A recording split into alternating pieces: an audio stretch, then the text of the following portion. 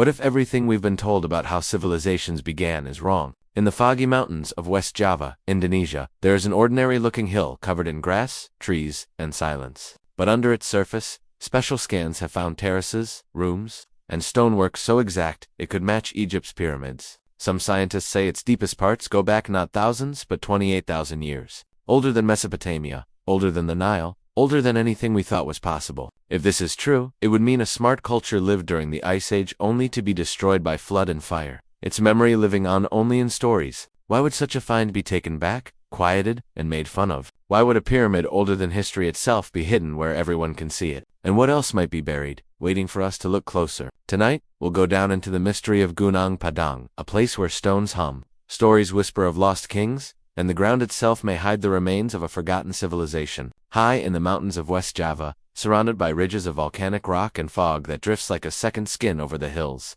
stands something that shouldn't exist. To someone passing by, Gunung Padang looks ordinary. Just another hill among the folded land of Indonesia's mountains. Villages have long used its slopes for farming, its top for ceremonies, its terraces as quiet meeting places. But under the surface of this simple hill lies one of the biggest argued mysteries in studying old things. A claim that it may hide the oldest pyramid on Earth. A monument possibly built 28,000 years ago in the depths of the last ice age. The idea seems impossible at first. Textbooks tell us that 28,000 years ago, humans were still moving around, painting animals on cave walls in France and Spain, making flint blades in Siberia, or hunting giant animals across the frozen plains of North America. Farming would not start for another 15,000 years. Cities, writing, and metalworking would only appear much later. How could such people have designed terraces of stone held together with cement-like stuff and carved into the outline of a stepped pyramid? And yet the proof gathered at Gunung Padang refuses to go away. The parts you can see are striking enough. On the top, 5 terraces of andesite stone rise, one above the other,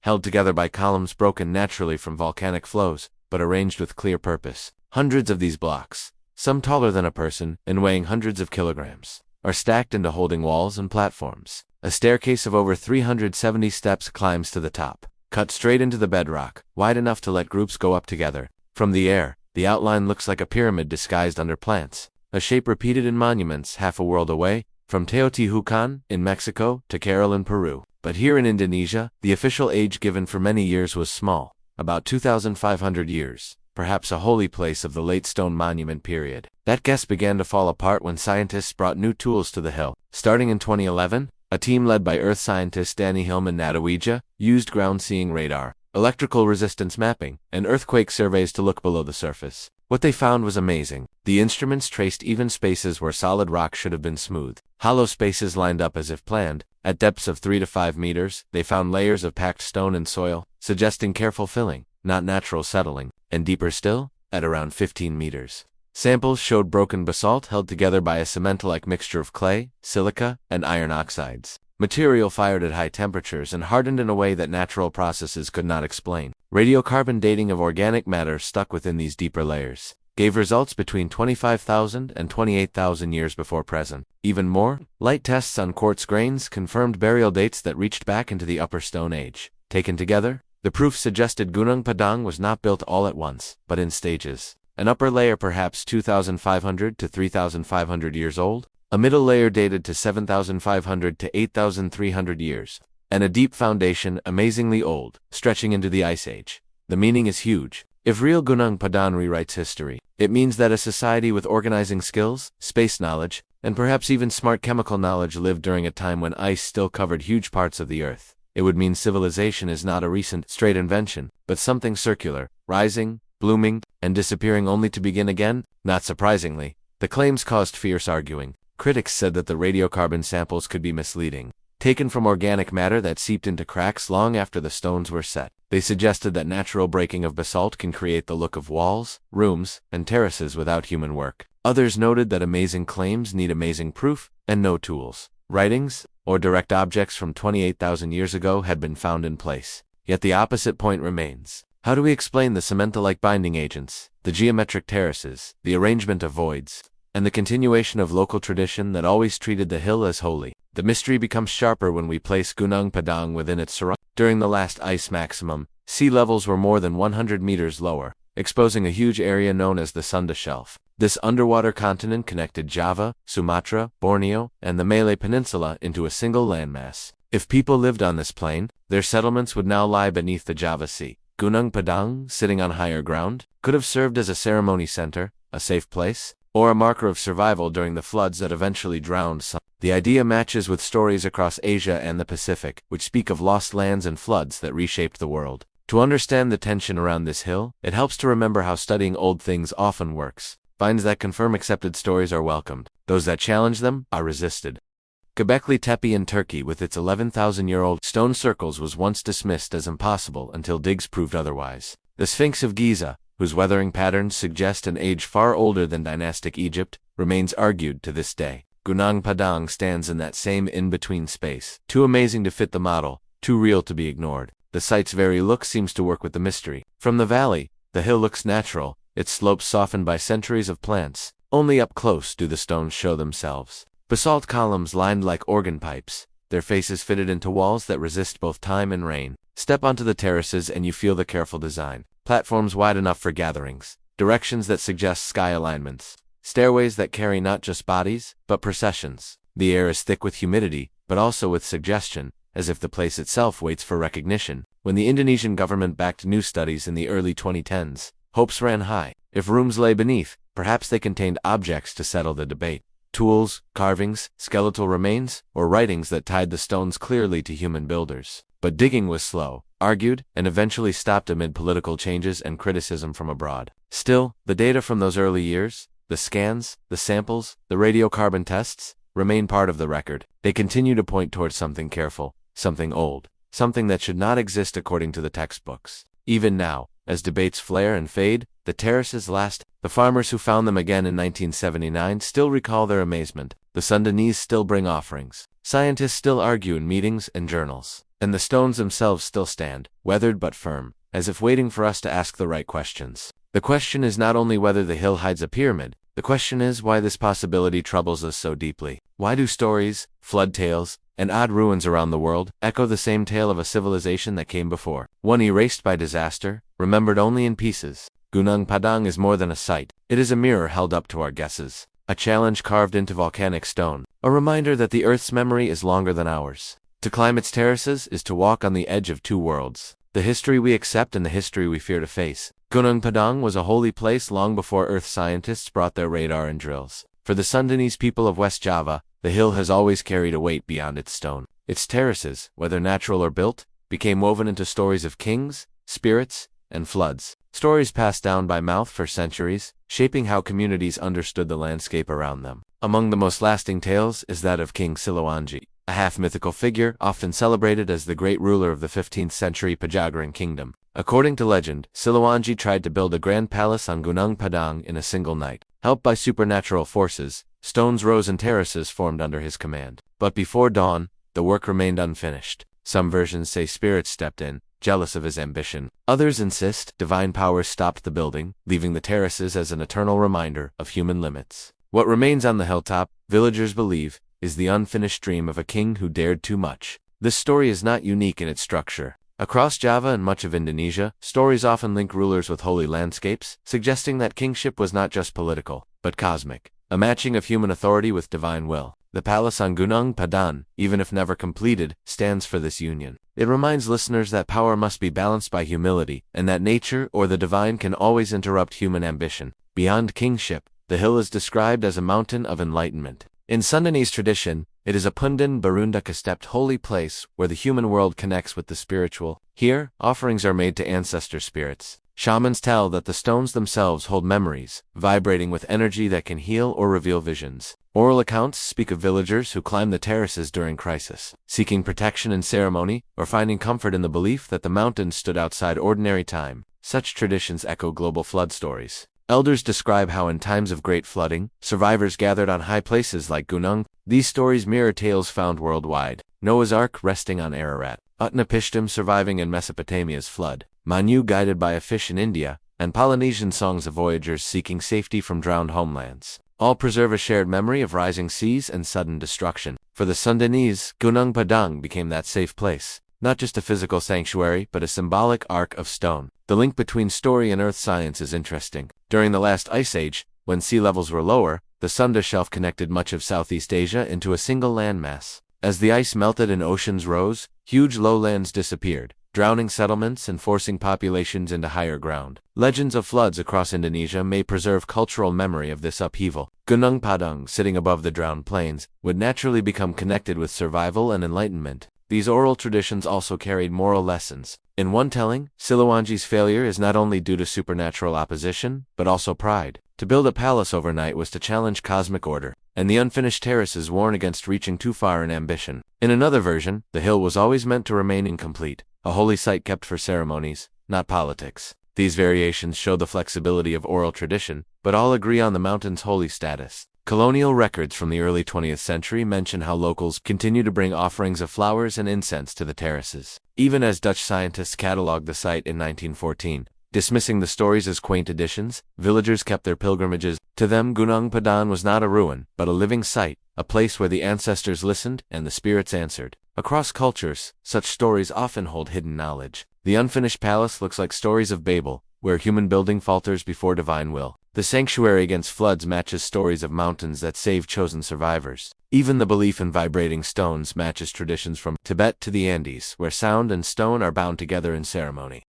Gunung Padang stories may thus be pieces of ancient memory folded into stories that could be safely told. The idea of folded time, history pressed into legend, legend masking memory, runs through these tales. If the terraces truly date back tens of thousands of years, perhaps the stories are twisted memories of real builders, remembered not as humans, but as kings, gods, or spirits. Such reinterpretation is not unusual. The gods of Greek myth may have been echoes of Bronze Age kings, just as the giants of Norse sagas may remember Ice Age mega-animals. Oral tradition bends, but it rarely breaks completely. Even without studying old things, Gunung Padang's legends deserve respect. They reveal how people interacted with their surroundings, how they made landscapes holy, and how they preserved memory across centuries. Whether the site is 2,500 years old or 28,000, it has always been more than stone. It is a vessel for story, a mirror for human imagination, and a safe place in times of crisis. The question that comes up is not just historical, but cultural. How much truth can be held in story? Are flood stories, unfinished palaces, and vibrating stones simply symbols? Or do they preserve real events and technologies in symbolic form? When Europeans first came upon Gunung Padang, they did not see what local villagers saw. To the Sundanese, the hill was alive with memory and story. A place where kings had once commanded spirits, where terraces served as steps toward enlightenment. To the colonial eye, however, it was little more than an old thing studying curiosity, one that could be catalogued, understood, and tucked away in reports. In 1914, Dutch historian and old thing studier Nicholas Johannes Crom visited the site. Crom was part of a broader wave of colonial scholarship. The Dutch East Indies were rich in cultural remains, from Hindu-Buddhist temples like Borobudur and Prambanan to scattered huge stones. Across Sumatra, Sulawesi and Nias, for European scholars, these ruins were valuable, but they were also understood through a lens that emphasized outside influence. Great works were often credited to Indian or other foreign origins, while local traditions were downplayed. Crom approached Gunung Padang with that mindset. His survey noted the terraces and stone columns, describing them as a big stone complex, possibly a prehistoric sanctuary. He recognized local stories of King Siliwangi, but treated them as additions, not proof. In his report, the terraces were interesting but not revolutionary, easily placed within the framework of late big stone culture, perhaps a few centuries before the Common Era. The possibility that they might be hugely older, or that they might challenge the usual timeline of Southeast Asia, was not considered. This tendency was not unique. Across the colonial world, local monuments were often reinterpreted to fit European guesses. In southern Africa, the ruins of Great Zimbabwe were for years credited to outsiders because Europeans could not accept that local Africans had built them. In the Americas, earthworks and mounds were dismissed as natural formations until digs proved otherwise. The same mindset traveled with Dutch old things studiers in Indonesia.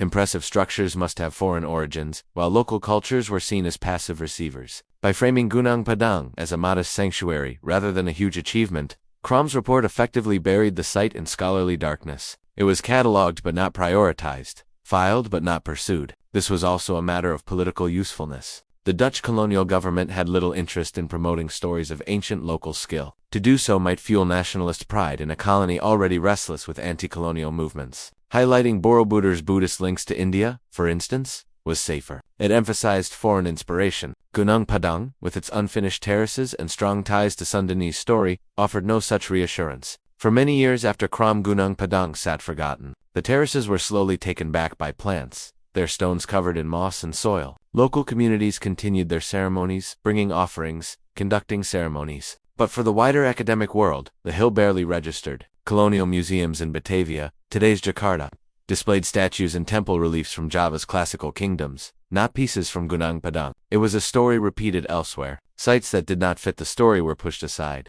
And yet, the very act of colonial dismissal left traces that modern scholars now revisit. Crom's notes, stored in the Netherlands, describe arrangements of basalt columns that remain visible today. His sketches, though limited, confirmed that the terraces were recognized as careful structures even then. That recognition, however, never translated into serious digging. Gunung Padang waited in silence. The broader setting of early 20th century old thing studying helps explain why. In 1912, just 2 years before Crom's visit, the discovery of Peking Man in China shifted global attention to human change in East Asia. In Europe, sites like Lascaux and Altamira had revealed Ice Age cave art, reshaping ideas about Stone Age creativity. Against this backdrop, a step terrace in Java seemed small-scale. Few could have imagined that a site in Indonesia might rival or even surpass those discoveries in age and importance. Local oral traditions continued to resist that pushing aside. Villagers told stories of King Siliwangi's unfinished palace, of terraces built in a single night, of spirits guarding the hill. Pilgrims left flowers and incense,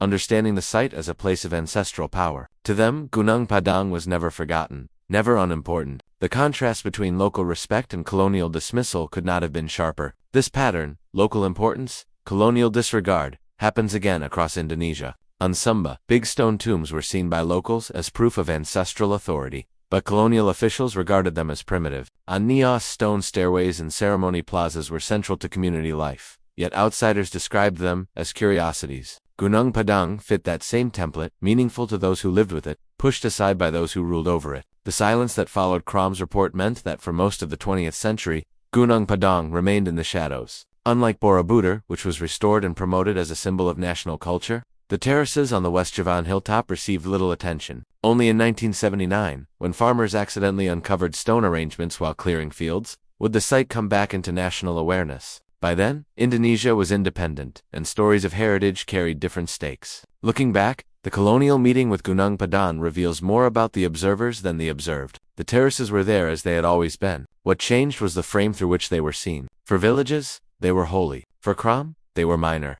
For the colonial state, they were unimportant. Each viewpoint shaped the fate of the site, deciding whether it would be preserved, studied, or ignored. The stones themselves, however, were patient. Weathered by rain, held by roots, they remained in place, waiting for another moment of discovery. And when that moment came in 1979, it would spark a very different kind of attention, one that reignited both national pride and international arguing. In the late 1970s, West Java was a landscape of quiet rhythms. Rice paddies stretched along the valleys, and the green slopes of Cianjur were dotted with small villages where people lived as their ancestors had for centuries. It was here on an ordinary day in 1979 that three farmers, Endi Suma and Abedin, stumbled upon something that would bring Gunung Padang out of darkness and back into the national spotlight. The men were clearing fields near the hill's slope when their hoe struck stone. At first they thought it was simply another rock, the kind of volcanic rock common in the region. But as they dug, they uncovered not a random boulder, but a pattern. Stone blocks arranged side by side, their faces flattened, their lines careful. More digging revealed stair-like arrangements, alignments that curved into terraces. The farmers quickly realized these were not natural formations. Word spread quickly through the nearby village of Karya.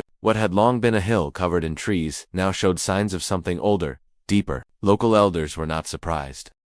They reminded the younger men that Gunung Padang was always spoken of as a holy place connected to legends of King Siliwangi and ancestral spirits. To them, the stones were simply the mountain revealing itself again. But for the broader Indonesian public, still recovering from many years of colonial silence about the site, this rediscovery was amazing. The government took notice. Indonesia in the 1970s was engaged in a project of nation building under President Suharto's New Order government. The young country tried to reclaim its cultural heritage, to say that Indonesia had a history as deep and proud as any in the world. When news of Gunung Padang's terraces reached the Bureau of Old Things Studying in Bandung, officials sent teams to investigate. Old Things studiers climbed the slope with notebooks and measuring tapes, cutting through vines and brush to expose the site. What they found was impressive. 5 terraces stretching across thousands of square meters, supported by hundreds of upright andesite columns. Some stones weighed hundreds of kilograms yet were stacked into walls and platforms with careful exactness. The terraces climbed toward the summit, connected by stairways that seemed to invite ceremony processions.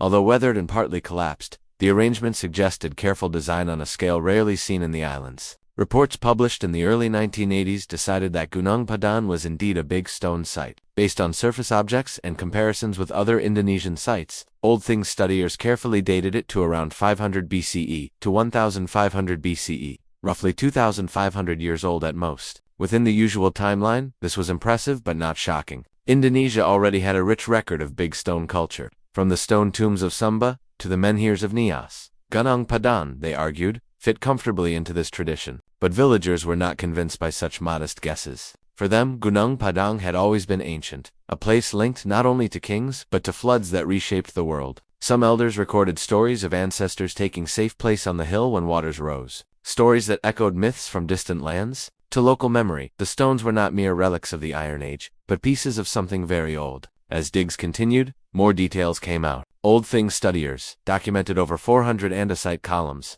many arranged vertically like organ pipes, others laid horizontally to form pavements. Some sections seemed lined up to cardinal directions, raising the possibility of space direction. Offerings buried beneath certain stones suggested ceremony use. Yet, despite these findings, the scholarly agreement remained careful. A remarkable site, yes, but firmly within the known timeline of Indonesian prehistory. Still, the rediscovery sparked excitement in the press. Indonesian newspapers in the early 1980s ran stories celebrating Gunung Padang as proof of the nation's deep cultural roots. Television segments showed images of the terraces with commentators guessing about their builders. For a country eager to say its identity, Gunung Padang became a symbol of connection with a forgotten past. Meanwhile, local religious practices continued. Villagers continued to climb the hill with flowers, food, and incense, treating the terraces as a living sanctuary. Shamans claimed the stones carried energy, that ceremonies done there could heal sickness or bring visions. The side-by-side placement was striking. While Old Things studiers measured and catalogued, villages prayed and offered.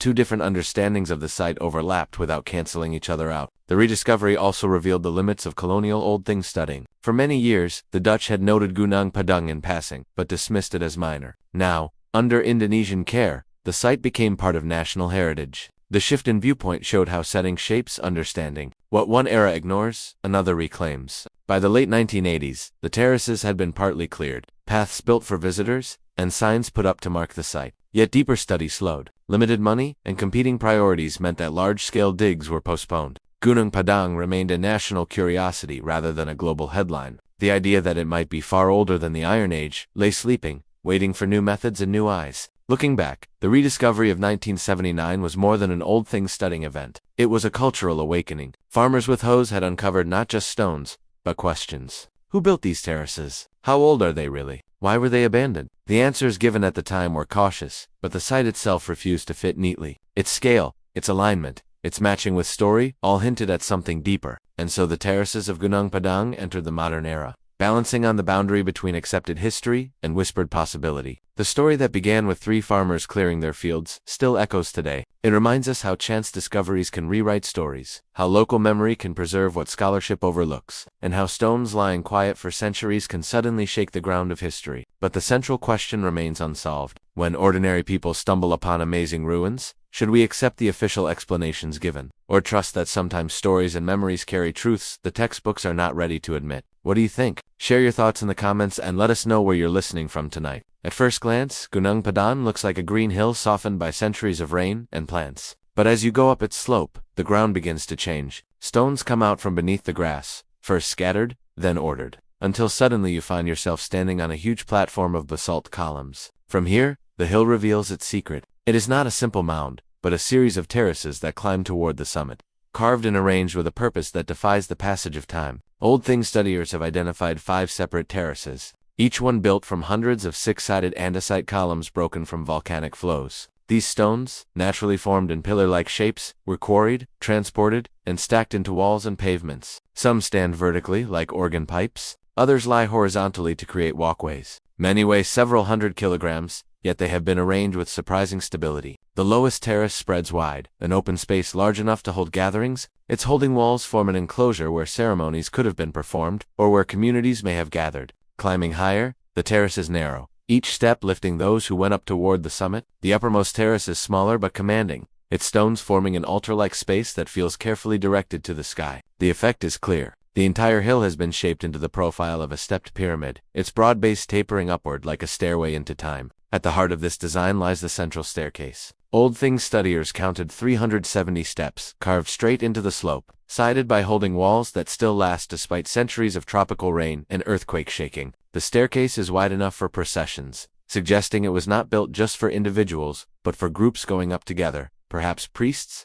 leaders, or pilgrims. Local guides today describe climbing it as a thinking act, the rhythm of footsteps blending with the subtle hum of the stones. The scale of Gunung Padang is startling. Guesses place its visible complex at around 150,000 square meters, larger than many modern stadiums. To put this in view, that is greater than the area of the Great Pyramid of Giza at its base. While the Egyptian pyramid is taller and more exactly geometric, Gunung Padang's spread suggests a huge effort, a community willing to reshape an entire hill into terraces of stone. Comparisons naturally come up with other step pyramids across the world. In Teotihuacan, Mexico, the Pyramid of the Sun controls a cityscape, its stepped levels leading skyward. In Carroll, Peru, one of the oldest known cities in the Americas, pyramids of earth and stone form ceremony centers. The likeness to Gunung Padang is uncanny. Terraces built not for shelter but for ceremony, lined up to sky patterns, meant to last across generations. Yet if the deepest layers of Gunung Padang are truly 25,000 to 28,000 years old, then it comes before Carroll and Teotihuacan by tens of thousands of years. Why terraces? Across cultures, step designs seem to show a universal language. They copy mountains, natural places of respect, where humans looked for the presence of gods. By shaping hills into terraces, ancient builders created artificial mountains, holy places that could serve as both temple and stage. The effort required quarrying, transporting, stacking, suggests group purpose, not individual ambition. These were not homes, but monuments meant to link earth and sky, human and divine. The building methods at Gunung Padang remain puzzling. The basalt columns were likely quarried nearby. Yet transporting and arranging them up a steep slope without wheels or animals to carry things means smart planning. Some researchers suggest ramps and levers. Others consider group labor kept going across generations. More guessing theories propose the use of resonance or sound to help in moving the stones, an idea inspired by stories from Tibet and South America, where chanting or instruments were said to make stones light. Even without such guessing, the engineering is impressive. The terraces are made stable by holding walls that have lasted centuries of earthquake activity. West Java lies on the unstable Pacific Ring of Fire, yet Gunung Padang has resisted collapse while many younger structures have crumbled. This strength hints at purposeful design, an understanding of materials and stress that we still study today. Certain lineups within the terraces have drawn attention. Some researchers argue that the platforms may line up with solstices or equinoxes, though plants and wearing away make exact measurements hard. If true, this would place Gunung Padang within the tradition of ancient skywatching places where buildings doubled as a cosmic calendar. From Stonehenge in England to Nabda Playa in Egypt, cultures across the world track the heavens with stone. Gunung Padang may have joined that silent chorus. Walking among the terraces today, the sense of age is real. Moss grows between the stones, roots twist through the gaps, and the air is heavy with humidity. Yet the order continues. Even in ruin, the terraces feel careful, as though the hill itself has been dressed in geometry. The experience is not unlike visiting Machu Picchu, where stones carved centuries ago still fit together with uncanny exactness. Gunung Padang, though less polished, carries a similar feeling, the impression of human will carved into landscape. The terraces also show a contradiction. They are both huge and delicate. Their stones are immense, yet easily disturbed. Paths worn by visitors expose the underlying design but also threaten its keeping. Old Things studiers face a problem. To dig risks damaging the site, but to leave it untouched allows questions to remain unanswered. For now, the terraces stand as both proof and puzzle. Their true age argued, their builders unknown. What is certain is that Gunung Padang challenges our imagination. Whether 2,500 years old or 28,000, its terraces prove a human desire to shape the earth into meaning. They remind us that building is not only about shelter, but about connection, with community, with the cosmos, with the unseen. The steps that climb the hill are more than stone. They are symbols of going up, pathways carved into the mountain to bridge the gap between past and present, earth and sky. To walk the terraces of Gunung Padang is to see history carved into the earth. Yet what is visible is only part of the story. The deeper mystery lies underground, hidden in layers of stone and soil that cannot be reached by the naked eye. When researchers began looking below the surface, they uncovered oddities that challenged every usual timeline. Beginning in 2011, Indonesian earth scientist Danny Hilman Nadoweja and his team brought modern instruments to the site. Instead of relying on shovels alone, they used methods more familiar to earth physics than old things studying. Ground-seeing radar, GPR, was used first, sending electromagnetic pulses into the hill. Where solid rock should have returned even signals, the radar found sharp boundaries, rectangular shapes, and voids, patterns that suggested design, not chaos. The team then used electrical resistance mapping (ERT) by passing electrical currents through the hill and measuring resistance. They mapped densities beneath the terraces. Again, the results were unusual. Zones of high resistance hinted at open spaces, while orderly patterns suggested walls or packed fills. The hill behaved less like a solid natural mound and more like a structure made in layers. To confirm these findings, earthquake mapping was added. Vibrations made on the surface were tracked as they traveled through the ground. If Gunung Padang were simply a volcanic hill, the wave speeds would be predictable. Instead, earthquake data showed disruptions, matching hollow rooms and breaks, that seemed too straight for earth science alone. Finally, core drilling pulled out slender cylinders of earth from various depths. These samples were more than dirt, they were time capsules. At shallow levels, cores showed the expected weathered stone, surface soils, traces of recent human activity. But deeper cores brought surprises. Basalt blocks held together by a cemento-like mixture of clay, silica, and iron oxides. Under tiny scope analysis, this compound appeared fired at high temperatures, looking like primitive concrete. Stuck organic materials, when radiocarbon dated, gave ages between 25,000 and 28,000 years before present. From these methods, researchers began to tell apart for building stages or units. Unit 1, the visible terraces on the surface, built with loosely stacked basalt columns, dated by wearing away and connected objects to around 2,500 to 3,500 years ago. This lines up with Indonesia's big stone tradition. Unit 2, located 3 to 5 meters below, denser, packed stonework arranged with purposeful filling. Radiocarbon samples placed it between 7,500 and 8,300 years ago, around the early Holocene, when farming was starting in other parts of the world. Unit 3, at 10 to 15 meters deep, the most amazing layer. Here lay broken basalt held with the cemento-like compound. Radiocarbon and light tests suggested an age of 25,000 to 28,000 years in the Upper Stone Age. Within this unit, GPR and earthquake scans found rectangular voids, some measuring up to 10 by 15 meters. Their outlines were too regular to be dismissed as lava tubes. Unit 4 hinted at below 20 meters within the bedrock itself. Earthquake oddities suggested further spaces, though their nature remains unknown. If confirmed, this layer order means that Gunung Padang is not one monument, but a palimpsest of building layered over tens of thousands of years. Each generation may have added to or fixed the site, honoring an ancient core. Later cultures built terraces we can still climb, but beneath them may lie the foundations of an Ice Age sanctuary. The meanings are staggering. A date of 28,000 years would make Gunung Padang the oldest known pyramid-like structure on Earth, older than Göbekli Tepe in Turkey, which dates to around 11,000 years ago. It would also be older than the earliest known farming, challenging the belief that complex buildings need settled farming societies. Critics, however, argue for caution. Radiocarbon dating measures organic material, not stone. Roots, animal activity, or groundwater could have carried younger or older carbon deep into the hill, giving misleading ages. Natural breaking of basalt, they add, can create six-sided patterns and voids that copy human design, without straight objects, tools, writings, or clear cultural remains. The claim of a 28,000-year-old pyramid remains guessing. Supporters counter that the oddities are too even, too lined up, and too continuing to be earth science accidents. They point to the cemento-like compound as proof of careful building, noting its chemical likeness to geopolymers used in modern engineering. They highlight the voids that radar shows as rectangles rather than uneven caves. And they argue that oral traditions linking the hill to floods and kings may preserve memories of its builders. The debate has grown intense, but the scans themselves remain a fact. Gunung Padang is not a simple hill. Something unusual lies within. Whether natural or artificial, the underground oddities demand explanation. Picturing the interior is an exercise in layered imagination. Picture standing on the terraces, moss beneath your feet, while below you lie hidden rooms. Some may be empty, others filled with collapsed stone. Some may contain relics sealed away for thousands of years. Even emptiness would be amazing, for it would prove that humans carved and hollowed the hill on a huge scale. The sense of possible discovery lingers. Other ancient sites have revealed surprises only after non-invasive surveys became digs. At Teotihuacan in Mexico, radar scans led to the discovery of tunnels filled with offerings beneath the Pyramid of the Feathered Serpent. At Giza in Egypt, Muon mapping recently uncovered voids inside the Great Pyramid. Gunung Padang may yet join this list if exploring continues. For now, the terraces above ground remain the only visible proof. Yet the unseen layers stir imagination and argument alike. If they are natural, the hill is still an amazing place of story and ceremony. If they are artificial, then Gunung Padang is a monument that pushes civilization back into the Ice Age.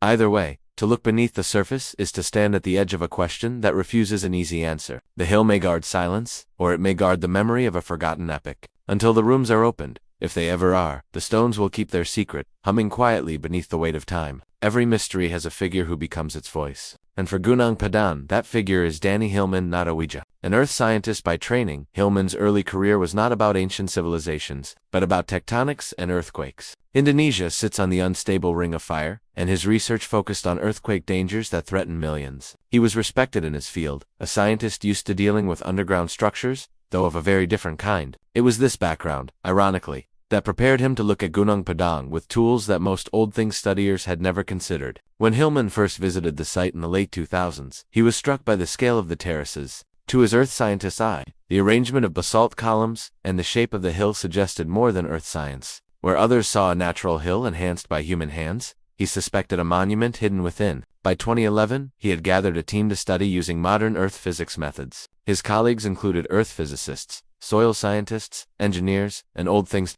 Together, they treated the hill not as a ruin, but as a patient, looking into its interior with radar, resistance, and earthquake mapping. The results encouraged him. Ground-seeing radar revealed hollow spaces, earthquake surveys mapped even voids, core drilling pulled out stone held with cementolite compounds. Radiocarbon dates shocked even cautious observers. Organic material from deep layers returned ages of 25,000 to 28,000 years before present. For Hillman, these were not oddities, but proof of something revolutionary. A pyramid-like monument from the Ice Age, built in stages and respected by later cultures. He presented his findings first in Indonesian forums. The reactions were mixed. Some officials were interested, seeing in Gunung Padang a chance to showcase Indonesia's cultural heritage on a global stage. Others were doubtful, wary of claims that seemed too amazing. Yet, support grew, and by 2012-2013, his work had reached national media. Television segments showed him explaining the scans while newspapers hailed Gunung Padang as a potential Atlantis of the East, for a nation often overshadowed by Egypt, Greece, and Mesopotamia in discussions of ancient history. The idea of hosting the world's oldest pyramid was exciting. Hillman's leap was not only scientific, but cultural. He insisted that Gunung Padang deserved deeper digging, even proposing that rooms beneath the hill might hold objects. His language was cautious, always framed as guess, yet his belief was clear. He argued that ignoring the proof was a greater risk than following it. If it is true, he told interviewers, then our history is wider and deeper than we imagine. Not everyone agreed. Indonesian academics trained in usual old things studying pushed back. To them, Gunung Padang fit within the region's well-known big stone tradition, no older than a few thousand years. They warned that Hillman's understandings risked fueling fake old things studying. Comparing him to fringe theorists who linked pyramids to aliens, the debate quickly split. On one side, Hillman and his multi-subject team. On the other, established old things studiers protecting the subject's believability. The arguing reached beyond Indonesia. International scholars began weighing in, many of them critical. They pointed out that radiocarbon dating measures organic material, not stone. Roots, burrows, or groundwater could contaminate samples. Earth science processes, they argued, can copy artificial structures. But Hillman countered with data. The cementolite compounds, the orderly voids, the layered building stages. To him, these were signs of human purpose. In 2023, after more than 10 years of study, Hillman and his team brought together their findings in a peer-reviewed paper published in Archaeological Perspectives. It was the result of years of work, surveys, samples. The ending was bold. Gunung Padang contained building stages stretching back 25,000 to 28,000 years, making it the oldest known pyramid-like structure on Earth. The announcement echoed globally. Headlines announced world's oldest pyramid found in Indonesia. Television anchors guessed about Ice Age civilizations. Social media lit up with debates. For a brief moment, Gunung Padang stood at the center of global old things studying. The leap, however, came with a cost. Almost immediately, well-known old things studiers criticized the paper. Some dismissed it completely, calling the understandings amazing guessing. Others demanded more careful proof. The debate became personal, with Hillman shown either as a visionary uncovering hidden history or as a scientist who had wandered beyond his knowledge. In March 2024, the journal took back the paper, citing method flaws. Critics declared victory, but supporters saw censorship, a careful act to bury inconvenient truths. Through it all, Hillman remained firm. He continued to argue that Gunung Padang deserved further research, that ignoring oddities was unscientific. He admitted the arguing, but insisted that the data spoke for itself. To his supporters, he became a symbol of keeping on against orthodoxy. To his critics, he was a cautionary tale of overreach. What makes Hillman's story interesting is not only the proof he gathered, but the position he holds between worlds. He is an earth scientist and an old thing studying debate, an Indonesian voice in a field long controlled by Western institutions, a scientist who straddles the line between caution and belief. His great leap was not just about understanding data, but about challenging fixed stories, a leap across subject boundaries, cultural expectations, and the invisible walls of academic agreement. The terraces of Gunung Padang still stand, unconcerned about the arguments above them, but because of Hillman, they are no longer hidden. They have become a battleground of ideas about who we are, when civilization began, and whether history is a straight line or a spiral of forgotten cycles. When the study on Gunung Padang appeared in Archaeological Prospection in October 2023, it was more than another academic paper. It was a lightning bolt. For over 10 years, Danny Hillman Nadawijaya and his team had gathered samples, scans, and tests. Now, for the first time, their data was brought together, peer-reviewed, and published in an international journal. The claim was clear. Gunung Padang's deepest building stages reached back 25,000 to 28,000 years, making it the world's oldest pyramid-like monument. The reaction was immediate. Indonesian newspapers celebrated the discovery, hailing it as proof that the nation's cultural heritage rivaled Egypt or Mesopotamia. Headlines declared Indonesia's Ice Age pyramid and world history must be rewritten. On television, Hillman explained the surveys, pointing to radar images that showed rectangular voids beneath the terraces. Social media erupted with awe and debate. For many Indonesians, it was a moment of pride. A small hill in West Java was suddenly at the center of global attention. But abroad, the response was more doubtful. Old thing studiers who had not worked on the site quickly weighed in. Specialists in radiocarbon dating warned that organic material found in cracks could be intrusive, carried down by roots or water long after building. Earth scientists pointed out that basalt naturally breaks into column shapes, sometimes forming patterns that copy walls. Others noted that terraces exist in volcanic regions without human change. To them, Hillman's endings leaped too far beyond the proof. The loudest criticism came from Western media. The Guardian quoted Cardiff University old thing studier Flint Dibble, who dismissed the findings as really weak. He argued that amazing claims demand amazing proof, and that no tools, bones, or objects directly tied to a 28,000-year date had been found. Scientific blogs echoed the doubt, showing Gunung Padang as another fake old thing studying sensation like Atlantis theories or ancient aliens. The academic world is no stranger to arguing, but the storm around Gunung Padang grew quickly. Online debates split into two camps: those who saw Hillman as a visionary finally exposing the truth about ancient civilizations, and those who branded him a reckless scientist undermining old things studying with guessing. Hashtags like hashtag #GUNUNGPADANG and hashtag Hidden History trended in Indonesia, while international commentators debated whether the site was a genuine breakthrough or a cautionary tale. Then, in March 2024 came the blow. Archaeological Prospection announced the taking back of the paper. The editors said there were serious errors in connecting radiocarbon dates with human activity. They argued that the proof did not support the ending of a 28,000-year-old structure, and that the claims risked misleading readers. Taking back papers is rare in science, and when they occur, they often signal fraud or major mistakes. In this case, the move sent shockwaves. For critics, the taking back proved their point. They declared the matter settled. Gunung Padang was not the world's oldest pyramid, but simply a big stone site of modest age. For supporters, however, the decision was suspicious. They asked why the journal had not allowed a formal answer back, why extra data had been ignored, and why the taking back had come so quickly after global media coverage. To them, it looked less like science correcting itself and more like gatekeeping, a careful act to hold back findings that threatened fixed stories. This was not the first time such suspicions had come up. In the 1990s, American earth scientist Robert Schoch faced similar backlash when he proposed that water wearing away on the Sphinx of Giza suggested an age older than dynastic Egypt. His claims too were rejected by mainstream Egyptology, but remain debated today. At Yonaguni in Japan, underwater terraces discovered in the 1980s were declared natural formations by some earth scientists, while others argued they were man-made ruins flooded by rising seas. In each case, the clash was not just about data, but about model,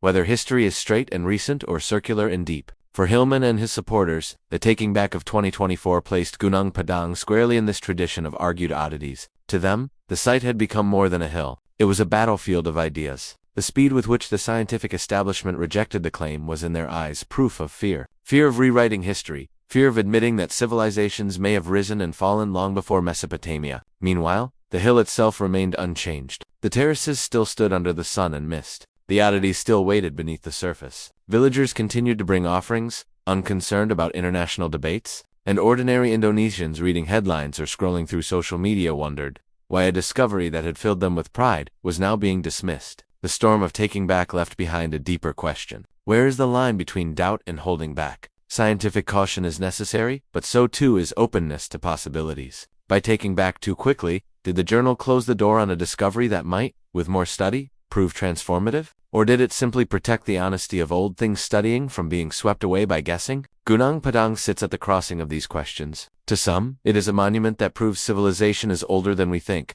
To others, it is a natural hill over-understood by eager researchers. But regardless of the verdict, the storm itself has become part of the site's story. A reminder that truth is not only hidden in the earth, but also argued in the halls of science. So, we are left with a challenge. When proof unsettles us, do we dismiss it, or do we look further, even at the risk of overturning what we believe? Do you think the taking back of Hillman's paper was a necessary act of scientific care, or an attempt to silence a discovery too disruptive for comfort? Share your thoughts in the comments, and tell us where in the world you're listening from tonight. And if these mysteries stir your imagination, consider subscribing so you won't miss the next journey into the shadows of forgotten history. The terraces of Gunung Padang are striking enough on their own, yet what deepens the mystery are the pieces recovered from its soil. Objects that do not belong neatly within the timelines taught in school. They are small, scattered, and often argued, but taken together, they form a gallery of oddities, objects that shouldn't exist if the usual order of time is correct. During surveys and drilling between 2011 and 2014, researchers reported finding unusual items stuck in the soil and fill layers of the hill. Among them were metallic discs, looking like corroded coins. Their surfaces bore faint patterns, some geometric, others looking like symbols, though weathering made details uncertain. When tested with basic analysis, the makeup suggested alloys of copper with trace elements, not typical of natural inclusions. This hinted at smelting, a technology supposedly thousands of years younger than the deepest layers of the site. Nearby, beads and ornaments of obsidian and quartz were uncovered. Their surfaces were polished smooth, far beyond what natural tumbling in rivers could achieve. Some pieces were traced to volcanic sources dozens, even hundreds of kilometers away, meaning trade networks or journeys at a time when mainstream history assumes isolated bands of hunters. The craftsmanship of these ornaments suggested purpose, decoration, status, or ceremony. Perhaps most puzzling were the pieces of binding material pulled out with the core samples. These were not loose soils, but hardened compounds, mixtures of clay, silica, and iron oxides fused by heat into something looking like concrete. Tiny scope studies showed firing at high temperatures, upwards of 800 degrees, creating a geopolymer substance similar in strength to Roman concrete. If these samples truly belong to Unit 3, dated between 25,000 and 28,000 years ago, then Gunung Padang's builders had a knowledge of materials far ahead of their supposed era. Other finds were more modest, but equally interesting. Polished stone tools with edges so fine they rival modern blades came out from some cores. One axe head bore traces of stuck iron particles, possibly from, or hammered into basalt. Some spear points were discovered with even grooves, as if designed not only for hunting but for symbolic alignment. Their direction matched cardinal directions, raising the possibility that they served both practical and ceremony functions. None of these objects taken alone would be enough to overturn the established timeline, but together they suggest a society trying out metalworking trade, symbolic expression, and smart building methods, long before such achievements were thought possible. The matches with other global oddities are hard to ignore. Consider the Antikythera mechanism, a Greek object dated to around 200 BCE, which functions as a complex sky cap. It revealed a level of mechanical skill that seemed centuries out of place. Or the Baghdad battery, clay jars with copper and iron inserts that some guess could generate electricity, though their purpose remains debated. Then there are the crystal skulls of Central America, carved with exactness methods that modern gem cutting struggles to copy. Gunung Padang's argued, objects belong to this same family of puzzles. They are the kind of finds that cause fascination in some, and doubt in others, exactly because they do not fit neatly into the puzzle of history. Doubters argue that many of these items may be intrusive, carried into deeper layers by roots, burrowing animals, or earthquake shifts. They warn that contamination can skew understandings, making recent objects appear ancient. In their view, metallic discs or polished beads might be objects of later periods that slipped into cracks and voids. Without controlled digging in secure settings, amazing claims cannot be made. Supporters counter that the setting of Gunung Padang is unique. The layered building, Units 1 through 3, suggests repeated stages of building and rebuilding, each sealing earlier materials within. If ornaments and binding compounds are truly stuck in Unit 3, then they must belong to a world far older than the Iron Age. The cemental-like geomars in particular are difficult to dismiss as intrusive. Their joining with basalt blocks suggests careful use, not accidental contamination. The debate over these objects mirrors the broad attention at Gunung Padang, whether to understand oddities carefully, folding them into the known framework, or to consider them as hints of a forgotten chapter of human history. Neither position can be proven without deeper digging, yet both shape how the site is remembered. Imagining the hill as a time capsule, one can picture its terraces not only as platforms, but as vaults of memory. Each layer of fill may contain remains of tools, ornaments, or materials that record the lives of people who once climbed these steps. Perhaps ceremonies left offerings buried within walls. Perhaps floods washed debris into cracks, later sealed by building. Or perhaps rooms still untouched contain collections of objects waiting to speak. Until such discoveries are made, the existing objects remain tantalizing pieces, small voices that challenge big guesses. Their presence forces us to ask uncomfortable questions. Could metalworking have been discovered, lost, and rediscovered? Could long-distance trade have bloomed during the Ice Age, then vanished with rising seas? Could humans have mastered geopolymers tens of thousands of years before Rome? Gunung Padang's objects, disputed as they are, invite us to widen our view of the past. They remind us that absence of proof is not proof of absence, and that sometimes the smallest pieces can shake the grandest stories. Whether they are errors, intrusions, or genuine relics of an Ice Age civilization, they make sure that the hill remains more than terraces of stone. It is also a question carved in material culture, a question still unanswered. Walk across the terraces of Gunung Padang, and the first impression is one of silence. A silence heavy with mist, broken only by the rustle of leaves or the cry of a bird. Yet if you linger and strike the stones, the silence shifts. Some blocks ring out like gongs. Others hum with a low vibration, as though the mountain itself is tuned. Local shamans have long spoken of this, describing the site as alive with sound, a place where the earth speaks back to those who listen. In the early 2010s, researchers decided to test these claims with instruments. Using accelerometers, microphones, and acoustic mapping, they measured the vibrations made when basalt columns were tapped or when people walked across them. The results were remarkable. Certain stones made stronger frequencies around 440 Hz, the same frequency used today to tune orchestras. Others made harmonic overtones, a layered resonance that stayed in the air longer than expected. Within the terraces, some walls seemed to guide sound, carrying vibrations farther than normal. The effect was even stronger in the underground voids revealed by radar and earthquake scans. When sound waves entered these rooms, they echoed, getting louder instead of fading. The data suggested that the spaces beneath Gunung Padang were not accidental. They behaved like resonators. To some researchers, this was proof that the hill's builders understood acoustics, shaping the monument not only for sight and ceremony, but also for sound. Such acoustic properties are not unique to Gunung Padang. Across the world, ancient monuments reveal similar designs. In Malta's Hypogeum, an underground temple over 5,000 years old, chanting in certain rooms makes frequencies that resonate through bone and flesh, causing trance-like states. In Chavin de Huántar in Peru, canals beneath temples were engineered to roar with rushing water, creating the voice of a jaguar god. At Stonehenge in England, modern tests have shown that the circle of stones reflects sound inward, like an ancient amphitheater. Even stories echo this theme. Tibetan legends tell of monks levitating stones with trumpets and chants. In the Andes, stories describe builders using sound to lighten massive blocks. Egyptian texts speak of priests invoking resonance to channel divine power. Whether literal or symbolic, these tales point to a deep connection between stone and sound in ancient cultures. At Gunung Padang, the connection feels real. Villagers recall how shamans used the terraces as ceremony stages. Chants, drums, and bamboo instruments would echo across the hill, made stronger by the stones themselves. Some believe the vibrations could heal sickness or open visions. Others say the mountain served as a training ground for spiritual leaders, a place where resonance tuned the mind to higher states. Modern science lends cautious support. Studies in psychoactics show that certain frequencies can change brainwave patterns, causing calm or heightened awareness. Vibrations at 110 Hz, for instance, affect activity in the frontal cortex connected with trance and meditation. Resonance can also ease physical pain, regulate heartbeat, and synchronize group activity. If Gunung Padang's builders discovered these effects through experience, they may have engineered the terraces to harness sound carefully. The possibility extends beyond ceremony. Some theorists suggest resonance might have had practical uses, perhaps helping in the movement of heavy stones. Lab experiments show that vibrations can reduce friction between surfaces, even levitate small objects under controlled conditions. While no one suggests entire terraces floated on sound,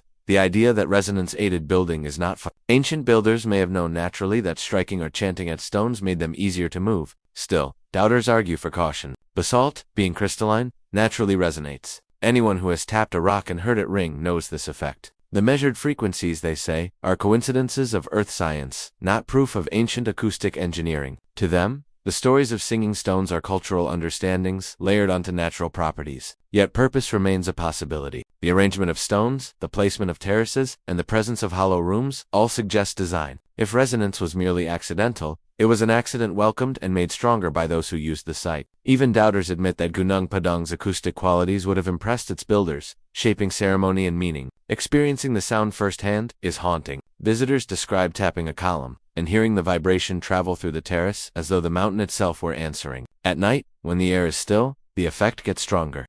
The stones seem to breathe with sound, a faint hum beneath the silence.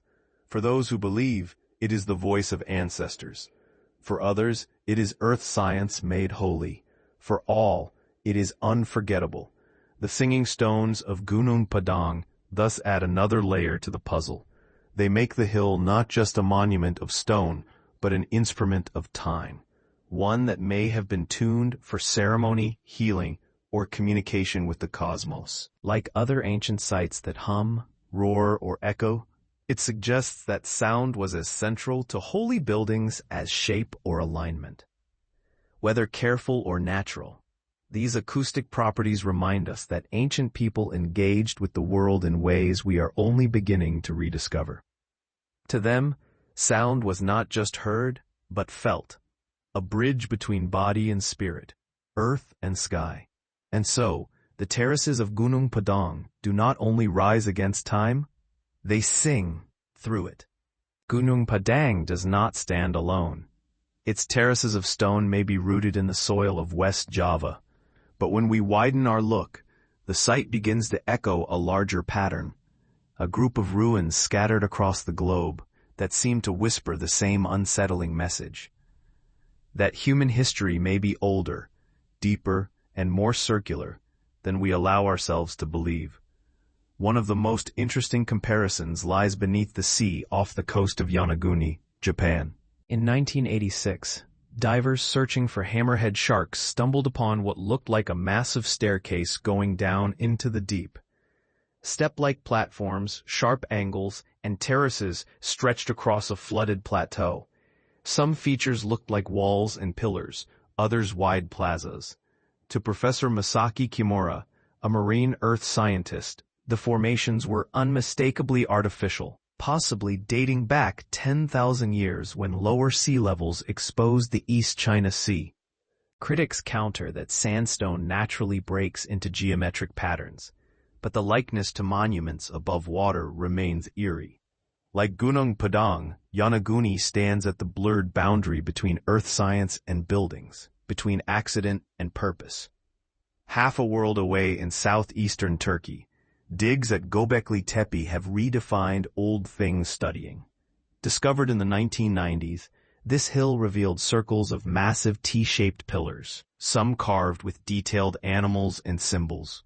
Radiocarbon dates placed the site around 11,000 years ago, long before cities, farming, or metalwork were thought possible. Mainstream scholars accept Göbekli Tepe as genuine, but its existence forces a change of the old story that complex buildings needed farming. It showed instead that ceremony could come first and settlement later. Gunung Padang, if equally ancient, would push that boundary even further into the depths of the Ice Age. Egypt, too, contributes its puzzles. The Great Sphinx of Giza, carved from limestone, has long been dated to around 2500 BCE. But in the 1990s, earth scientist Robert Schoch argued that wearing away patterns on its body could only have been caused by heavy rainfall, last seen thousands of years earlier when the Sahara was green. If true, the Sphinx may come before the pyramids around it by thousands of years, belonging to an earlier forgotten time. The idea remains argued, but it matches Gunung Padang's arguing. The possibility that monuments stand far older than official time orders admit. Other flooded landscapes add to this web. In the North Sea, sonar has revealed traces of settlements beneath the waves of what was once Doggerland, a fertile plain that connected Britain to mainland Europe before being swallowed by rising seas around 6000 BCE. In the Gulf of Cambat off India's coast, Surveys in the early 2000s reported geometric structures 2 kilometers underwater, sparking debate over whether they were ruins or natural formations. And in the Pacific, stories of Nan Madol in Micronesia describe an island city built on basalt columns, its origins covered in mystery, its massive stones still unexplained by usual methods. What unites these sites is not sameness, but resonance. Each lies on the edges of accepted history. Each challenges guesses about what humans could build and when. And each is wrapped in story. Plato's Atlantis may be allegory, but it fits the same theme of a civilization drowned. Polynesian chants speak of vanished islands. Flood stories in Mesopotamia, India, and the Americas recall rising seas. Gunung Padang, standing above the drowned Sunda shelf, joins this chorus. The theme of folded time comes up here. Monuments like Göbekli Tepe, Yonaguni, and Gunung Padang appear out of order, as if pages from an older chapter of history have been shuffled into the wrong place. Mainstream stories smooth the folds, insisting on a straight story. But the ruins remain stubborn, their stones preserving a rhythm that does not fit the march of progress. It is tempting to imagine these sites as points in a forgotten network. Perhaps survivors of a disaster carried knowledge from one land to another, leaving echoes in stone. Or perhaps different cultures, responding to the same surrounding pressures, independently built similar monuments, step pyramids, terraces, circles, holy places, because those shapes resonate with human needs for order and meaning. Whether connected or parallel, the pattern continues. Holy geometry carved into landscapes at the edge of memory. Doubters caution against forcing these puzzles into a single story. They argue that likeness does not equal connection, that independent invention can explain the spread of step pyramids and terraces. And yet, the continuation of the same themes, terraces lined up to stars, monuments resisting time, stories of floods and resets, suggests more than coincidence. Even if unconnected, they reveal a deep shared push to build against forgetting, to carve permanence into a world of change. Gunung Padang belongs to this wider web, not because it proves a global civilization, but because it resonates with sites that trouble the boundaries of history. Its terraces sing in harmony with Yonaguni's flooded steppes, Göbekli Tepe's stone circles, and the Sphinx's rain-worn body. Together they remind us that the past is layered, not straight, and that what survives may be pieces of civilizations erased by time, water, and fire. Standing on the terraces of Gunung Padang, one can feel that resonance. The stones beneath your feet hum with vibration, but they also hum with echoes from distant lands. To climb the hill is to touch not only local history, but a global mystery, one that stretches from the depths of the Pacific to the deserts of Egypt, from Turkey's highlands to the drowned plains of Europe. A web of ruins is vast, and Gunung Padang is a vital strand. Whether it is 2,500 years old or 28,000, it reminds us that the Earth holds more memory than we can measure, and that across continents, humans have always looked to write themselves into its surface. When stones fall silent, stories continue to speak. Across oceans and generations, stories of vanished lands and drowned empires have lasted, told around fires, carved into tablets, sung in chants. These are not isolated tales, but a global chorus, each carrying pieces of a memory too vast for one culture alone. For many who look at Gunung Padang, its terraces rising above the drowned Sunda shelf, these stories are not fantasy, but echoes, whispers of continents and civilizations lost beneath the waves. The most famous of these tales is Atlantis. In the dialogues of Plato written around 360 BCE, Atlantis was described as a great island empire beyond the Pillars of Hercules, what we now call the Strait of Gibraltar. It was a powerful civilization, smart in engineering, buildings, and government, but corrupted by ambition. In a single day and night of floods and earthquakes, it was swallowed by the sea. Scholars have debated for centuries whether Plato invented the tale as allegory, or whether he drew from older Egyptian records. Some argue Atlantis was inspired by the eruption of Santorini around 1600 BCE. Others see it as a symbol for pride. Yet the image remains vivid. A smart civilization erased almost overnight, leaving only story behind. In the early 20th century, another legend captured imaginations. The tale of Mu, a vast Pacific continent, said to have sunk thousands of years ago. The idea was popularized by James Churchward, who claimed to have studied ancient tablets in India. He described Mu as a land of 64 million people with knowledge of crystals, levitation, and cosmic energies. Though dismissed by mainstream Earth science, continents cannot simply vanish into the ocean. The story of Mu continues, fed by puzzling sites like Nan Madol in Micronesia or the Moai statues of Easter Island. To some, Gunung Padang, lying on the edge of the Pacific, stands as a guard of that lost world. Closer to Indonesia is the idea of Sundaland. Unlike Atlantis or Mu, Sundaland is not story but earth science. During the Ice Age, when sea levels were more than 100 meters lower, the islands of Java, Sumatra, Borneo, and the Malay Peninsula were connected into a single, vast landmass.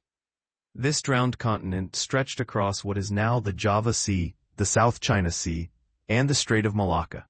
When the ice melted around 12,000 years ago, most of Sundaland disappeared, leaving only the highlands as islands.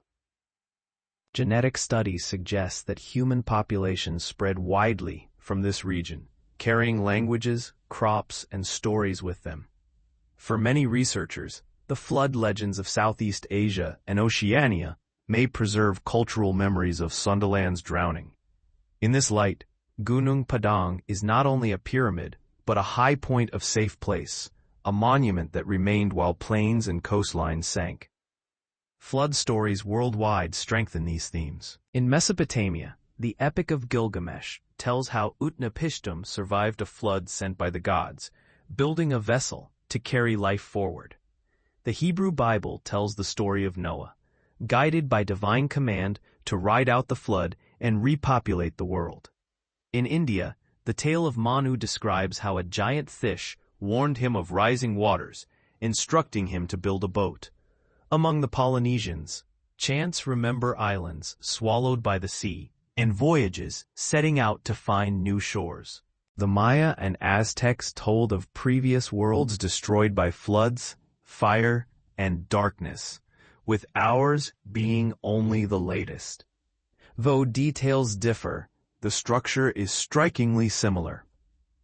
A blooming world undone by disaster, survivors guided to safety, knowledge carried forward in pieces. Stories in this view are not inventions, but vessels, ways of preserving trauma across thousands of years. They may twist details, but they hold on to the essence. The memory of worlds erased. Gunung Padang's connection with enlightenment, kings, and floods fits neatly within this global web.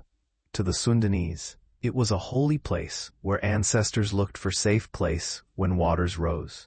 To Plato's Greeks, Atlantis was a city swallowed whole. To Pacific Islanders, Mu was a world broken into scattered pieces. To modern Earth science, Sundaland was a continent drowned by rising seas. Each story, whether story or science, comes together on the same truth. The sea has taken much from us, and memory has tried to give some of it back. This coming together raises unsettling questions. If Sundaland is real, and Gunung Padang stood upon it, might the stories of Mu or Atlantis also preserve echoes of real places? Could different cultures separated by oceans have remembered the same global flood in their own tongues? And if so, how much of what we call story is actually broken history? Doubters argue that flood stories are universal, simply because floods are universal. Every culture has experienced rising rivers, tsunamis, or storms, and these naturally become stories. But the scale of the stories, floods that drowned entire continents, survivors who became ancestors of new civilizations, suggests something greater than local disaster. The end of the Ice Age, with its rapid sea level rise, fits the scale too well to be coincidence. For those who see Gunung Padang as part of this tapestry, the hill is not only a puzzle of stone, but a beacon pointing toward a shared memory. Its terraces whisper of survival and renewal. Its stories echo those of lands half a world away, and its very location, on the edge of the drowned Sunda Shelf, ties it to one of the greatest earth science events of human prehistory. The lesson may be less about whether Atlantis or Mu existed exactly as described, and more about how human memory puts cataclysm into code. Civilizations fall, seas rise, stories remain. And sometimes, those stories lead us back to stones, waiting in silence, like Gunung Padang, to remind us of what was lost. So the question becomes, are stories like Atlantis, Mu, and Sundaland simply symbols? Or are they broken memories of real civilizations swallowed by time and tide? Share your thoughts below. And if you find these mysteries interesting, consider subscribing so you won't miss our next journey into the shadows of forgotten history. Roughly 12,800 years ago, the Earth lurched into chaos. The Ice Age, that had lasted for thousands of years, was nearing its end. Vast glaciers stretched across North America and Northern Europe, while the Sunda Shelf of Southeast Asia was still dry land, connecting the islands of Java, Sumatra, and Borneo. Human groups lived as hunter-gatherers, moving through rivers, plains, and coastlines that no longer exist today. Then something happened, a disaster that scholars call the Younger Dryas event. The climate shifted with shocking speed. Ice core samples from Greenland show that within a few years, global temperatures dropped by up to 10 degrees. It was as if the Earth had been thrust back into Ice Age conditions almost overnight. Forests went back, deserts expanded, and mega animals like mammoths and saber-toothed cats dwindled toward extinction. What caused this sudden reversal? The debate remains unsettled. One camp of scientists argues that the melting of ice sheets released floods of fresh water into the North Atlantic. Massive ice lakes, such as Lake Agassiz, burst through ice dams, flooding the ocean and disrupting the Gulf Stream. This would have plunged the Northern Hemisphere into deep cold, triggering global results. Another camp points to the Younger Dryas impact guess. According to this theory, pieces of a breaking-apart comet struck the ice sheets, setting continent-wide fires and sending shockwaves across the globe. Proof for this includes layers of soot, known as black mats, rich in nanodiamonds, microspherules, and iridium, markers of cosmic impact, found from North America to Syria. At sites like Abu Huraira in the Levant, tiny glassy spherules suggest surfaces melted at temperatures higher than any natural wildfire. Whether from ice or fire, the results were devastating. Sea levels surged as glaciers collapsed. In some places, coastlines moved inland by kilometers in a single generation. Vast tracts of fertile land drowned beneath the rising oceans. The Great Plain of Doggerland, once a bridge between Britain and Europe, vanished beneath the North Sea. In Southeast Asia, the Sunda Shelf was swallowed, leaving only islands where once there had been continents. Communities living on those coasts lost everything. Their homes, their fields, their temples, preserved now only in the stories of floods and vanished lands. Old Things Studying Proof hints at the upheaval. In North America, the Clovis culture, once controlling with its distinctive spear points, collapsed suddenly around the start of the Younger Dryas. In the Fertile Crescent, settlements were destroyed. But within centuries, farming came up, perhaps as a survival response. At Göbekli Tepe in Turkey, massive stone circles appear around 9,600 BCE. almost as if survivors of disaster chose ceremony as their anchor in a remade world. For the peoples of Southeast Asia, the trauma may have been equally huge. Oral traditions across Indonesia, Polynesia, and Australia speak of floods that swallowed ancestral lands. The Aboriginal peoples of Australia preserve some of the world's oldest continuous stories, including accounts of rising seas that match earth science reconstructions from over 10,000 years ago. In Java, the legends tied to Gunung Padang, survivors fleeing to high ground, a mountain of enlightenment, protecting its people, echoed this global pattern. The idea of a global reset takes shape here. Whatever cultures bloomed before the Younger Dryas were undone, their legacies buried or drowned. Human society began again, but not from scratch. Survivors carried pieces of knowledge forward: astronomy, geometry, farming, story. These pieces seeded the rise of new civilizations: Sumer, Egypt, the Indus Valley, like shoots growing from the ashes of a burned forest. Imagining the flood is to imagine the unimaginable.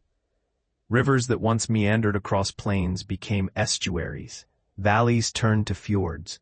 Glaciers roared as they collapsed into oceans. For those alive then, it must have seemed as though the very fabric of the world was tearing apart. Families abandoned ancestral homes, carrying only tools and memory. Elders told children of the world that was lost, putting disaster into story so it would not be forgotten. Gunung Padang, if truly rooted in this era, would be one of the few surviving monuments from before the reset. Its terraces may have stood as a safe place while seas advanced. Its stones, a sanctuary against both water and fire. Perhaps ceremonies performed there were not only ceremonies of worship, but acts of remembering, a way to honor what was lost, and to call forth the strength to begin again. Doubters maintain that stories exaggerate, that earth science change was gradual rather than disastrous. Yet, the science of sudden climate shifts suggests otherwise. Ice cores, lake sediments, and isotopic data all confirm that the Younger Dryas came suddenly. For human beings, whose lifespans are brief compared to Earth science time, even changes unfolding over many years would have felt instant. What is certain is that humanity lasted, reshaped by crisis. The Great Flood Reset was both an ending and a beginning. It closed chapters we can barely glimpse and opened the ones we call history. Standing on Gunung Padang's terraces today, surrounded by mist and stone, it is possible to feel the weight of that reset. The hill rises not just from earth, but from memory, a reminder that civilizations can vanish, that seas can rise, and that what seems permanent may dissolve overnight. Every great mystery casts a shadow, and around Gunung Padang, that shadow deepens into whispers of holding back and control. The scientific disputes alone cannot explain the intensity of the backlash, the sudden halts to digs, or the quiet delays that stretch for years. For some, this is proof of nothing more than academic caution. For others, it is the outline of a conspiracy. The first halt came in 2014. After years of surveys and samples, Indonesia's new government suddenly stopped further digs. Officially, the reason was concern for site-keeping. Yet, insiders hinted at pressure from powerful interests. Mining companies eyed the volcanic ridges of West Java for their riches. Declaring Gunung Padang a heritage site would complicate getting resources. To some, halting digs was less about protecting the hill and more about protecting profits. Then came the taking back of 2024. After Danny Hillman's 2023 paper was withdrawn, critics declared the matter closed. But to supporters, the speed of the taking back felt unnatural. Why not allow a full answer back? Why ignore extra proof that showed even voids beneath the hill? To them, it seemed less like science correcting itself and more like the guardians of orthodoxy closing ranks. Whispers grew louder that global elites feared discoveries which undermine the straight story of human progress. If Gunung Padang proves smart societies thrived during the Ice Age, it suggests civilization is circular, rising and collapsing in patterns that shake the notion of steady progress. Such a revelation would unsettle economies, religions, even national identities. Easier then to hold it back. These suspicions are fueled by matches. In the 19th century, colonial authorities downplayed the ruins of Great Zimbabwe, unwilling to admit Africans had built them. In Egypt, debates over the Sphinx's water wearing away sparked similar arguments. In Central Asia, tales of Tartaria, an empire erased from maps, have become fertile ground for modern conspiracy theories. Gunung Padang now joins this gallery of argued legacies. Some go further still. Alternative historians suggest the hill may hide not only rooms but technologies, resonant stones harnessing geomagnetic fields, or places where knowledge was sealed away against disaster. If such discoveries were real, they could challenge modern energy monopolies. Why fund oil and coal when free energy was once carved into stone? Why cling to fragile infrastructures if ancient builders knew how to draw power from the earth itself? Mainstream scholars dismiss these notions as fantasy, but in the realm of mystery, holding back itself becomes fuel. The less we are allowed to know, the more interesting the hidden becomes. Gunung Padang is no longer just a hill. It is a battlefield of stories. Keeping versus using up, science versus guessing, memory versus forgetting. And yet, beneath the shadows of conspiracy, the work has not stopped. In 2025, the Indonesian government announced staged restorations and new non-invasive surveys. For some, this is a triumph of keeping on. For others, it is a calculated move, revealing just enough to control the story, while the deeper rooms remain sealed. The question lingers. Are we on the edge of revelation, or merely watching another cycle of hiding unfold? Beyond the politics, the hill itself lasts, waiting. Its terraces still rise against the sky. Its stones still hum with resonance, and its hidden voids remain untouched. Into this tense present we step as 2025 brings new promises of exploring, new technologies to look beneath the surface, and perhaps new truths no longer so easily denied. The story of Gunung Padang did not end with taking backs and disputes. In 2025, it entered a new stage. After years of standstill, Indonesia's Ministry of Culture announced plans for a staged restoration. The approach would be cautious. First, non-invasive surveys, then gradual exploring of underground oddities. The aim, they said, was both to protect the site and to resolve the debates that had gripped the world. This time, technology stands ready to see what human eyes cannot. Drone-mounted LiDAR sweeps across the terraces, stripping away plants to reveal exact shape of the land. Hyperspectral satellites scan for mineral signatures, searching for hidden structures. Portable muon detectors, tools once used to look inside the pyramids of Giza, are now proposed to map the voids within Gunung Padang's heart. If rooms exist, these instruments may finally outline their size and shape. Core drilling remains argued. Critics fear contamination, while supporters argue it is the only way to pull out definite samples. But even without drills, the 2025 surveys promise answers. Ground-seeing radar with finer resolution, earthquake arrays that can trace tunnels, bioacoustic tests that measure resonance. Each innovation adds another layer to the portrait of the hill. Danny Hillman, despite setbacks, remains at the front.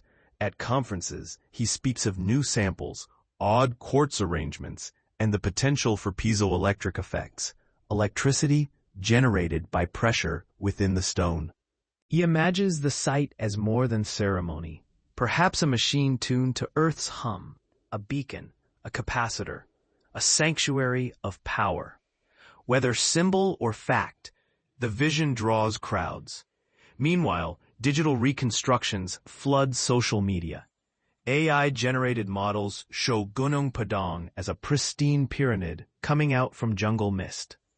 Though guessing, these images capture the public imagination. Some are debunked as fantasy, yet their viral spread shows a hunger for mystery, a longing to believe that our ancestors were more than hunters and gatherers. Tourism grows, bringing both opportunity and danger. Pilgrims climb the terraces, leaving offerings while influencers pose for photographs. For local communities, the site is holy, a mountain of enlightenment, where ceremonies still unfold.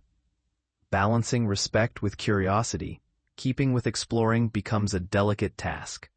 What will 2025 reveal? Perhaps the voids are nothing more than earth science quirks, rooms without meaning.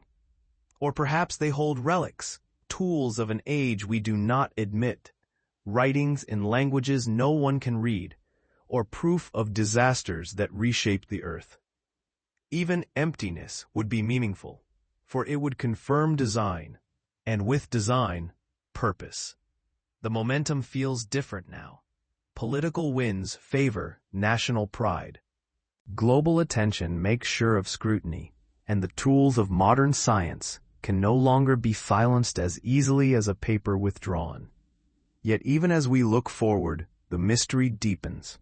What if the truth, when uncovered, is too strange for us to accept? From here the path narrows to its quiet end, toward thinking, not solving. Gunung Padang waits, its stones glowing faintly in the mind's eye, urging us to consider what it means if time itself folds and civilizations rise, only to vanish again. Dawn drifts once more across the highlands of West Java. Mist softens the terraces of Gunung Padang, and the hill seems less like a place than a doorway standing between memory and forgetting. We have followed its story through stories of kings and floods, through colonial dismissals and farmers' rediscoveries, through the instruments of science and the storms of arguing. And still the truth remains hidden beneath layers of stone and time.